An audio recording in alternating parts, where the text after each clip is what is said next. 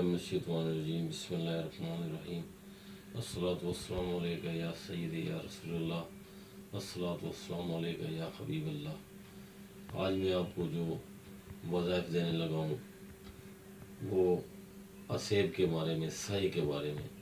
یہ چیز ہمارے معاشرے میں بہت عام ہو گئی ہے۔ آپ نے اکثر بچی اور بچوں کو دیکھا ہوگا جو ینگ ہیں یا بڑھاپے کے بھی اس دہلیز تک چلے جاتے ہیں، کیونکہ اس کا علاج جو ہے وہ بہت کم ہو جاتا ہے۔ وہ طرح طرح کے انجیکشن اور دوائیاں لگا کے کھا کے اور مزید جو ہے نا بندہ ڈپریشن کا شکار ہو جاتا ہے۔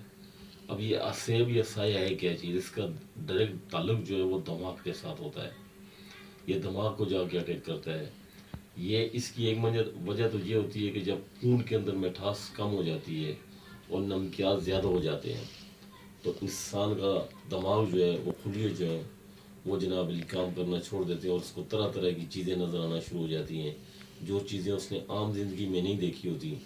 اس سے وہ جیسے اچانک کمرے کے اندر اس کو کسی کا سایہ نظر آتا ہے، کسی کی شکل نظر آتی ہے اور وہ گھبرا جاتا ہے یا گھبرا جاتی ہے۔ اس کے بعد یا تو وہ رونا شروع کر دیتے ہیں تو روتے رہتے ہیں، یا ہنسنا شروع کر دیتے ہیں تو ہنستے رہتے ہیں، یا وہ پھر بے ہوش ہو جاتے ہیں اور خود ہی ہوش میں بھی آ جاتے ہیں۔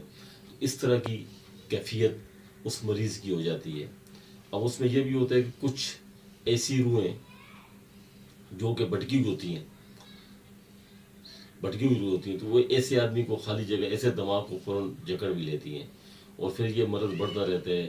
ایک وقت ایسا آتا ہے کہ انسان دماغی طور پر مفلوج ہو جاتا ہے، کوئی کام نہیں کر سکتا، جہاں پڑا ہے وہیں پڑا ہوا ہے۔ اور پھر طرح طرح کے ڈاکٹر، طرح طرح کے لوگوں کے پاس جا کے مزید اس کی حالت خراب ہو جاتی ہے۔ تو اگر آپ کوشش کریں تو اس کا روحانی علاج آپ گھر پہ بھی کر سکتے ہیں، اور جو طریقہ کار میں آپ کو بھی بتاؤں گا آپ اس پہ عمل کریں انشاءاللہ العزیز۔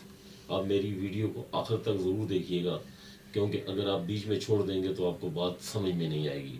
تو جب آخر تک آپ اس کو دیکھیں گے تو آپ کو مکمل سمجھ آ جائے گی کہ کرنا کیا ہے۔ اور ایسے مریض کے اوپر، یہ ایسا مریض ہے تو آپ عذرائے کرم یہ وظیفہ ضرور کریں یا کروائیں انشاءاللہ العزیز۔ وہ بندہ یا بندی جو بھی ہے، جو بچہ بچی ہے، اگر وہ ٹھیک ہو جاتا ہے تو اس کا آپ کو بہت بڑا اجر ملے گا، یا آپ کے گھر میں آپ کا بہن بھائی یا آپ کا بڑا کوئی بھی اگر اس مرض میں مبتلا ہے تو اس ویڈیو کو ضرور آخر تک دیکھیں اور یہ عمل کریں انشاءاللہ تعالی۔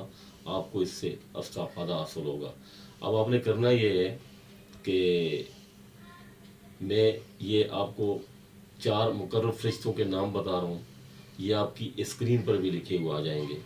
آپ نے کرنا یہ ہے کہ ان کے نام ایک کاغذ پہ لکھ کر اس کی آپ نے ایک بتی سی بنا لینی ہے، جیسے تویز کی دھونی دینے کے لیے گھر میں بناتے ہیں۔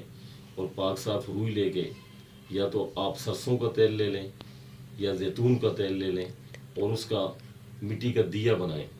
دیا بنا کے ایسے مریض کو، جو اس طرح کے مریض ہیں، رات کے ٹائم سونے سے پہلے ان کے کمرے کے اندر ان کو اس کی دھونی دیں۔ کم از کم ایسی جگہ پہ رکھیں کہ اس کا دھواں جو ہے وہ اس بچی یا بچے یا بندے یا بندی کے ناک تک جائے۔ تو یہ عمل آپ نے کم سے کم 41 دن کرنا ہے۔ آپ نے خود ہی بتیاں بنا لینی ہیں اور سفید کاغذ، پاک کاغذ کے اوپر لکھ کے، اور ایسی سیاہی سے کہ جو سیاہی جو ہے نا جیسے عام سیاہی ہوتی ہے، پنسل سے آپ نے نہیں لکھنا، سیاہی کے ساتھ آپ نے لکھنا ہے یا ما ہیلو، یا سمنا ہیلو، یا میکاہیلو، یا جبرائیلو۔ یہ 4 نام ہے، مکرم نام، آپ کی اسکرین پہ بھی آ جائیں گے۔ یہ آپ نے ایک بتی بنانی اور ایک بتی روزانہ ڈیلی صاف اور پاک روئی کے ساتھ آپ نے اس کی دھونی اس کو دینی ہے۔